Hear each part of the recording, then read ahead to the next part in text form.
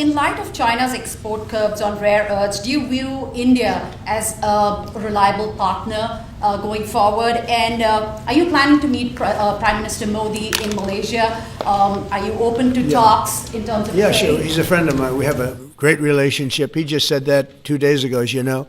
We have a great relationship. No, we were not happy with him buying oil from Russia, because that lets Russia continue on with this ridiculous war where they've lost 1.5 million people, by the way. Russia's lost 1.5 million people, soldiers mostly. This is a war that should have never started, but it's a war that Russia should have won in the first week, and they're going into the 4th year. And I want to see it stop. So I was not happy that India was buying oil. And he assured me today that they will not be buying oil from Russia. That's a big stop. Now I got to get China to do the same thing. You know, that is relatively easy compared to what we just did over the last week in the Middle East. Middle East was 3,000 years, and we got it done. This is 3 years, and I think we'll get it done. I think that President Putin, I think he wants to get it done. We'll see. There's a great animosity between him and Zelensky. You probably have noticed, right? And I think it's hurting the process. Yeah, please. Sergey has just gotten back from India. Right. What were the conversations like with Prime Minister Modi and the other? I think they were great. He reported to me that he's a great man, you know. Modi is a great man. That he loves Trump. Now, I don't know if the word love, I don't want you to take that any different. I don't want to destroy his political career, okay? But you have to understand, I've watched India for years. It's an incredible country. And every single year you'd have a new leader. I mean, some would be in there for a few months. And this was year after year after year. And my friend has been there now for a long time. And he's assured me there will be no oil purchased from Russia. I don't know, maybe that's a breaking story. Can I say that? Would you say? There will be no oil. He's not buying his oil from Russia. It started. You know, you can't do it immediately. It's a little bit of a process. But the process is going to be over with soon. And all we want from President Putin is stop this. Stop killing Ukrainians and stop killing Russians, because he's killing a lot of Russians. Again, it doesn't make him look good. It's a war that he should have won in 1 week, and he's now going into his 4th year. That does not make this big so-called war machine look good. But he could make a settlement. We're willing to settle. I thought we had a deal. The hatred of the two leaders is it's an obstacle. It's an obstacle. There's no question about it. But I thought we had a deal 2 months ago. Who would think I created peace in the Middle East and can't get the two guys to settle? But I think we'll get them. But if India doesn't buy oil, it makes it much easier. And they're not going to buy. They assured me they will. Within a short period of time, they will not be buying oil from Russia. And they'll go back to Russia after the war's over. Sir, you're going to have Vladimir Zelensky here this week.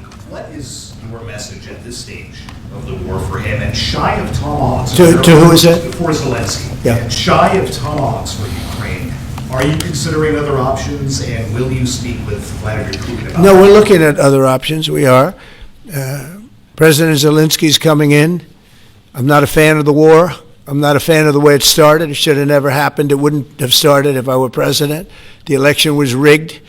And because of that, we lost a lot of lives have been lost because of that war. Not American lives, but if I can save a lot of lives, that's why I'm in it. I want to save lives.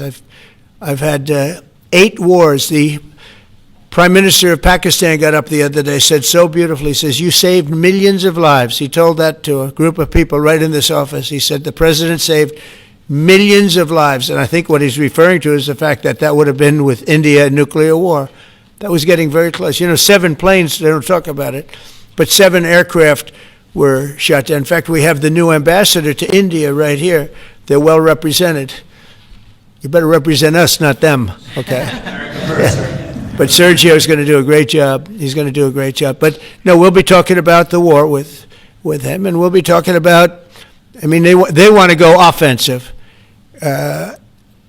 I'll make a determination on that, but they would like to go offensive, you know that, and we'll have to make a determination. Mr. President, you're meeting with President Xi in a few weeks. Yeah. If you can't come to an agreement or a deal at that meeting, are we in for a sustained trade war with China? Well, you're in one now. Look, we have 100% tariff. If we didn't have tariffs, we would be exposed as being a nothing. We would have no defense.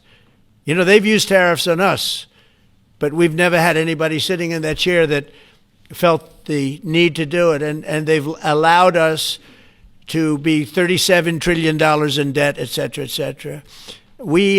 Tariffs are a very important tool for our defense, for our national security. If we don't have tariffs, we're not going to have national security. As an example, if you look at Pakistan and Iran, I told them I was in the midst of negotiating a trade deal with Iran, and Pakistan was going to be in line.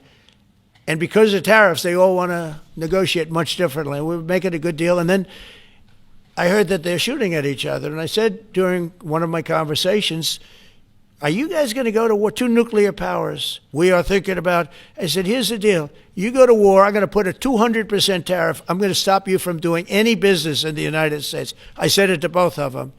Within 24 hours, the war ended. That would have been a nuclear war.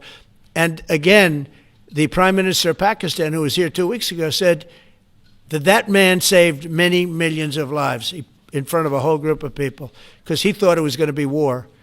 But when it came to war or having to pay massive tariffs, the tariffs overrode. That's why it's so important. Not only the money, we're taking in trillions of dollars, not only the money, the power to keep peace, the power to be used for good is enormous. But a lot of people didn't understand tariffs. It's also made us very rich. We have a big case coming up in the Supreme Court, and I will tell you, that's one of the most important cases in the history of our country.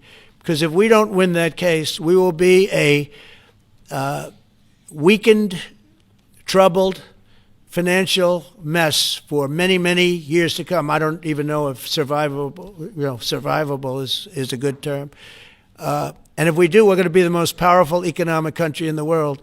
And all we're doing is using them as a defense against what took place for many years. China would charge us tariffs. It was incredible, but we weren't allowed to charge. And we're allowed to do whatever we want. We just had presidents that didn't want to do it for whatever reason.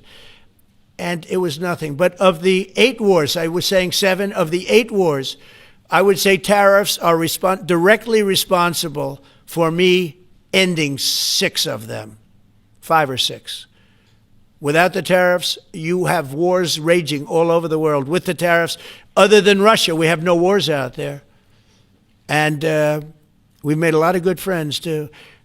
Tariffs are so important to our national security. If we don't have tariffs, we don't have national security.